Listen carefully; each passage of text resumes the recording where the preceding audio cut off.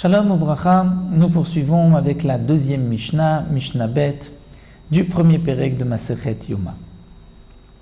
Nous avons vu dans la première Mishnah que le Kohen Gadol devait être séparé de sa maison pendant 7 jours. Et la Mishnah va nous expliquer ici qu'est-ce que le Kohen Gadol fera pendant ces 7 jours. Kol Shivat Tayamim. Pendant 7 jours, Hu Zorek et Adam. C'est lui qui va asperger le sang du korban tamid, du korban quotidien qu'on apporte le matin et le soir, comme nous le disons dans la tfila, et ta keves echad, ta'aseh baboker, et ta keves hasheni, ta'aseh ben arbaim, une brebis le matin, plutôt c'est un mâle, donc un mouton le matin et un mouton l'après-midi, c'est le korban tamid. Normalement, toute l'année, ce n'est pas le Kohen Gadol qui doit asperger le sang de ce korban sur le misbiar, sur l'autel, mais ce sont les autres kohanim. Pendant ces 7 jours, on donnera cette avoda, ce travail, ce service, cette fonction au Kohen Gadol afin qu'il s'habitue à la avoda, au service du Beth Amikdash.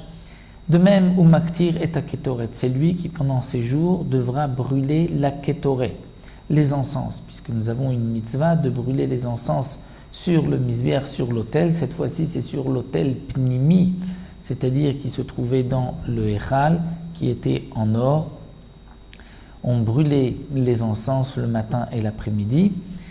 Là aussi, toute l'année, tout au long de l'année, ce n'était pas le Kohen Gadol qui brûlait les encens, mais pendant ces 7 jours, on donnait la avoda au Kohen Gadol pour qu'il s'habitue à cette avoda, à ce service.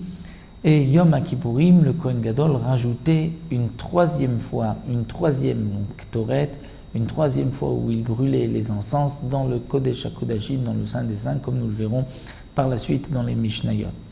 Donc pendant ces 7 jours, c'est lui qui va asperger le sang du Korban Tamid, c'est lui qui va brûler la Ketoret, ou Métiv et Tanerot, et c'est lui qui va arranger les veilleuses de la Ménorah, qui va enlever les huiles et les mèches qui ont brûlé pour préparer à l'allumage de l'après-midi. Umakriv et Tarosh et Taregel, c'est lui aussi qui va prendre la tête du Korban Tamid et le pied du Korban Tamid et qui va les brûler sur le misbiar, sur l'autel.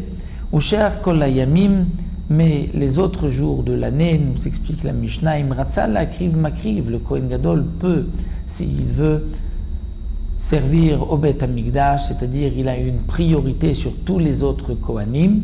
Il peut lui faire la avoda, s'il lui veut asperger le sang du Korban Tamid, s'il veut faire la Ktoret, allumer les Nerot, il a ce droit, cette priorité, parce que donc chez Kohen Gadol, Makriv Chelek Barosh, le Kohen Gadol peut lui en premier être Makriv, c'est-à-dire il est lui le Barosh, le premier pour être Makriv, pour faire une avoda, un service au Beth Amikdash, mais aussi Notel Chelek Barosh, c'est-à-dire que dans le partage, le Kohen Gadol peut choisir ce qu'il veut, alors que les autres Kohanim vont se partager les korbanot de la journée, puisqu'il y a certains korbanot qui doivent être mangés, c'est les Remapanim, il y a donc tout un partage en fonction du travail des Kohanim au Beth Amikdash. Le Kohen Gadol, lui, a priorité, il peut prendre le morceau qu'il veut. Donc ça, c'est ce que la Mishnah nous enseigne pour les 7 jours. Voici donc le travail du Kohen Gadol qui va s'habituer à la avoda du Beth Amikdash, d'asperger le sang du Korban Tamid, la Ktoret et la Menorah.